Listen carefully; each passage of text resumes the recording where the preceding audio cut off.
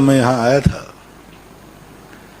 इस क्षेत्र की एनर्जी बिल्कुल जीरो थी, बल्कि माइनस में थी और वहाँ की स्थिति बड़ी विपरीत थी। बहुत परिस्थितियाँ थी। कई लोगों को जो यहाँ पर दान आदि दिए थे उनकी भी दशा नेगेटिव हो गई थी।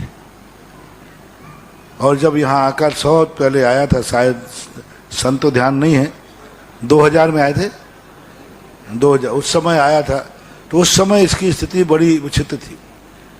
कुछ वास्तु के दोष ऐसी स्थिति में बन गए थे कि जब 24 के अंदर मूल नायक बैठे, पारसनाथ को बैठाला, उसको ऐसे गलत स्थान पर बैठाल दिया कि उनके बैठने के बाद सब कुछ सबका विपरीत स्थिति बनने लगी।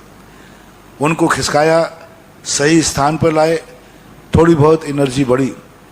एनर्जी यदि उस समय सबसे ज़्यादा थी तो जहाँ पारसनाथ भगवान का समूषण लगा था रेवा नदी के पास, वहाँ जरूर एनर्जी थी, आज भी है, पहले भी थी।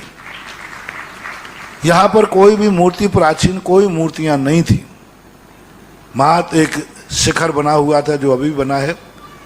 जो साधु आता था वही खुदवाता था। कई साधुओं ने बोले यहाँ खोदो, यहाँ मंदिर निकलेगा, यहाँ खोदो यहाँ। और मैंने आके देख लिया कि यहाँ कुछ भी नहीं।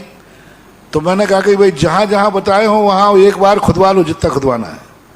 बार बार कुछ भी नहीं था, क्योंकि और यहाँ पर जो मूर्ति का उल्लेख शिलालेख में मिला वो कहीं चोरी हो गई, कहाँ चली गई, क्या पता। तब उसे पहली बार की जो घटना है, बड़ी आश्चर्यजनक घटना है, वहीं से अतिशय शुरू हुआ था। मैं शौच के लिए सुबह सुबह जा रहा था। वैसे ही मैं नीचे देख के चलता हूँ और नीचे देख करके चल रहा था, किसी से बात भी नहीं कर रहा था। उसके बावजूद भी एक इतना बड़ा पत्थर मेरे पैर से आके टकरा गया। अब मुझे बड़ी गिलानी हुई कि देखो, मैंने इतना बड़ा पत्थर मुझे नहीं दिखा, कोई जीव भी हो सकता था। तो मुझे अपने आप में गिलानी हुई। मैंने आंखों को थोड़ा खेद व्यक्त किया कि देखो, इतना बड़ा पत्थर नहीं दिख रहा है तो जीव क्या देखेगा। तो जैसे ही मुझे पत्थर पैर से टकराया तो वो कुछ बच्चे हमारे साथ चल रहे थे, उन्होंने तुरंत उस पत्थर को उठाया और फेंकने लगे। पता नहीं उस पत्थर से क्या एनर्जी थी, क्या आया। मेरे मन में आज तक कभी किसी पत्थर को जंगल में से उठाने का भाव नहीं आया। लेकिन जब उस पत्थर को मैंने कहा कि नहीं, इसको उठाओ, फेंको मत, मेरे कमरे में भेज दो, बहुत कम भाव आता है। एक बार सूरत के पास एक सजोद है, वहां भगवान जमीन पर बैठे थे, शीतलनाथ भगवान। अभिषेक पूजन नाम मात्र का होता था, एक घी का दीपक जला देते थे। और मुझे पता नहीं क्या, मुझे जाना नहीं था वहां, मैं तो बिहार करके आ रहा था इधर को। लेकिन मैं रास्ता भटक गया अंकलेश्वर के पास पहले जाकर के। तो मैं घूमते हुए सजोद पहुंचा। वहाँ एक मंदिर था, मंदिर जमीन पर रखे थे भगवान, बहुत सुंदर मूर्ति थी। और मैं वहाँ निकाल, मैंने कि भगवान आप तो नीचे बैठे हो। कमेटी को बुला के कहा, अंकलेश्वर की कमेटी थी, उन्होंने स्पष्ट मना किया, मेरे पास कोई पैसा नहीं है। यानी वहाँ बेदी बनाने का पैसा नहीं, चबूतरे बनाने का पैसा नहीं, स्पष्ट कहा, दो टूक कह दिया, महाराज मेरे पास कोई पैसा नहीं। अब मुझे भगवान के प्रति इतनी तकलीफ हुई कि हे भगवान, मैंने भगवान से कहा, या तो भगवान मुझे यहाँ बुलाते नहीं, और बुलाया है तो मैं ऐसी दुर्दशा में आपको नहीं छोड़ सकता। जमीन पे भगवान रखे बिल्कुल तलघर के अंदर। सुबह मैं शौच के लिए गया तो वहाँ मुझे 2 पत्थर मिले। तो कमेटी वालों से मैंने कहा कि भगवान से मैंने कहा, भगवान और तो मैं कर नहीं सकता, मेरे पास तो कोई पैसा वैसा है नहीं। और यहाँ की समाज ऐसी है कि मैं कमंडल की बोली भी लगाऊं तो कोई बोली भी नहीं लेगा। जो व्यक्ति इतनी मना कर रहा है, मैंने कहा भाई थोड़ा सा चबूतरा बना दो। मुश्किल से 1500 रुपये का खर्च था। तुरंत मना किया, हमारे पास पैसा नहीं है। मैंने कमेटी से कहा, मैंने कि भाई मैं अभी जंगल गया था, वहां 2 पत्थर पड़े हैं, लगभग 1.5 पौने 2 के फट के 2। वे 2 पत्थर तो उठवा दो कम से कम किसी से, और उन 2 पत्थरों पर भगवान को ऊपर रख दूं और मैं बिहार कर जाऊं। वहां जाकर के मैंने वे दोनों पत्थर, कमेटी कहा ठीक है, आप नहीं मानते हो तो 2 पत्थर तो मैं उठवा देता हूं। ट्रैक्टर से वे 2 पत्थर उठाए और लोगों ने कहा महाराज जी ये भगवान उठने वाले नहीं हैं, इन भगवानों को अतिशयकारी भगवान है। गाड़ी में आए थे और जहां रखे गए हाथियों के सांकले बांध करके इन भगवान को खिसकाया गया, लेकिन यहां से खिसके नहीं, उठ ही नहीं सकते, असंभव।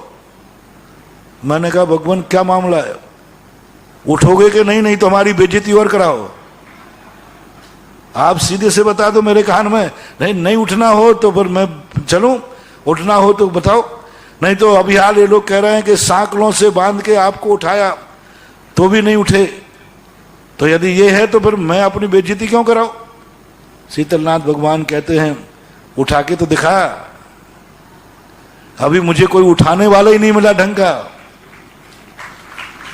ये सांकलों से जो बांध रहे थे उठा नहीं रहे थे, खचोड़ रहे थे, उठाने के लिए नहीं उठा रहे थे, ये खचोड़ रहे थे हमें अन्यत्र ले जाने के लिए। कोई ने आज तक उठाने के लिए मुझे कहा ही नहीं। मैंने वहां बैठकर ध्यान किया, शीतलनाथ भगवान की स्तुति की और मैंने कहा भगवान ये 2 पत्थर हैं मेरे पास, बड़ी मुश्किल है, बस आप इन पे विराजमान हो जाओ, इससे ज्यादा ना यहाँ की ताकत है और ना मेरी ताकत है।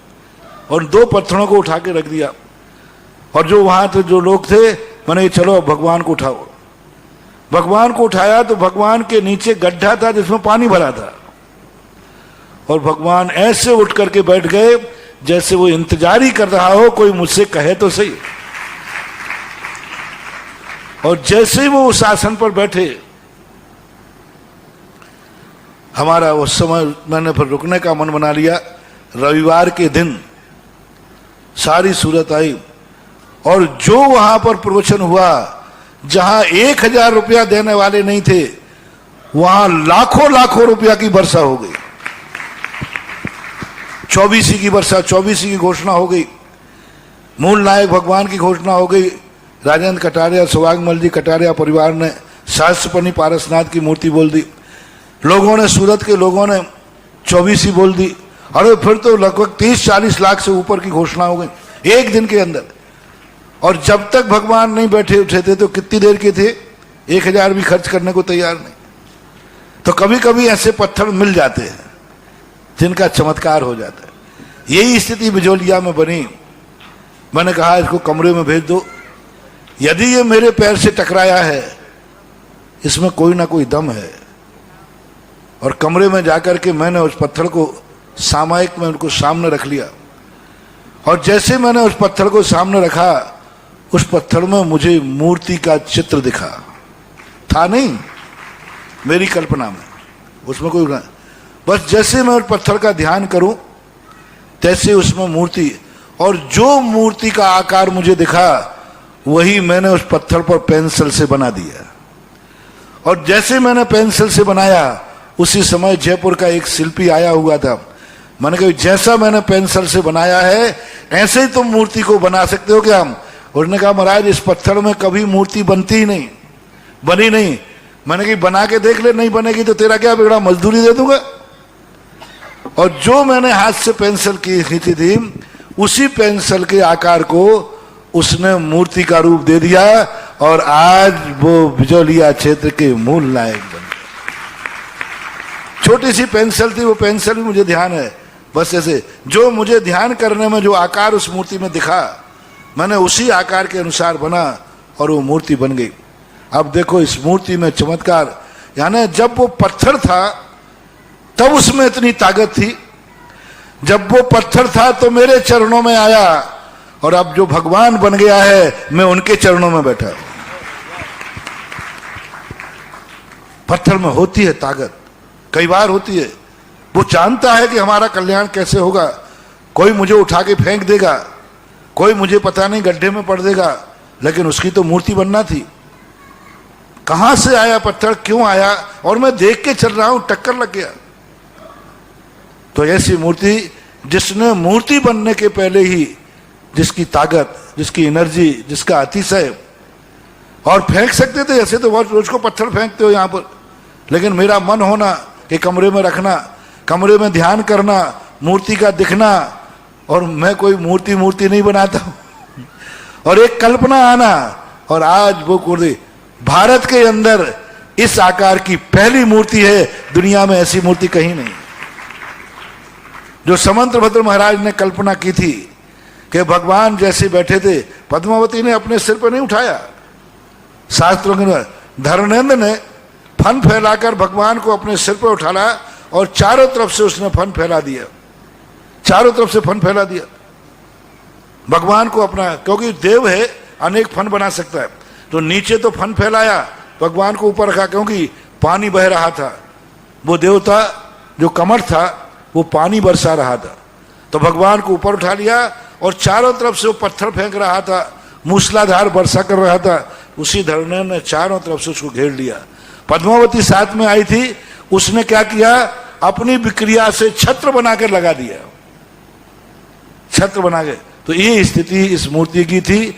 और उस समय फिर बाजू में दो खड़गासन मूर्तियां हैं ना, वो पारसनाथ की, एक मुनि अवस्था की है जहां कमट उपसर कर रहा है, दूसरी केवल ज्ञान अवस्था की है जहां कमट नमस्कार कर रहा है। तो बिजौलिया की मूर्ति के संबंध में कोई भी व्यक्ति उस मूर्ति को अर्वाचीन कह ही नहीं सकता। यानी जो मूर्ति इतने जल्दी प्राचीन हो सकती है, उस मूर्ति की शक्ति तो क्या है, ये तो भक्त जानते हैं और नमस्कार करने वाले जानते हैं। क्योंकि इतने जल्दी जब आचार्य श्री के पास फोटो पहुंची तो आचार्य श्री ने कहा, इतनी ये मूर्ति कहाँ मिली और इतनी प्राचीन कैसे? तो उनको कहा ऐसे, तो आचार्य ने कहा बहुत बहुत बड़ी चीज, ये बहुत अपने आप में। तभी से यह क्षेत्र, जिस दिन से ये भगवान बैठे हैं उसी दिन से क्षेत्र दिन दूना रात चौगुना बढ़ रहा है। जब से भगवान की स्थापना हुई, उसके पहले बहुत प्रयास कर रहे, सब कर रहे थे, लेकिन जो विकास की गति आई है वो पारसनाथ जो शिखर मंदिर में बैठे हुए, शिखर मंदिर था, खाली था, इतना बड़ा तलघर नहीं था वहां, वो तो ऊपर ऊपर था। ये तलघर तो मेरे सामने ही खुदा है और बन करके उसको बैठाल करके ये भगवान का इतिहास। और शिखर वो पुरानी ही है, खाली शिखर थी। उसी को लोग अंदाज लगाते थे कि शिखर ऊपर है तो मंदिर नीचे होगा। लेकिन मैंने आकर के इसके सारे हाथ पांव देखे तो मुझे पैर दिख गए ऊपर से। मैंने कहा जब पैर ऊपर है तो नीचे मंदिर हो ही नहीं सकता, इसलिए ये इतिहास।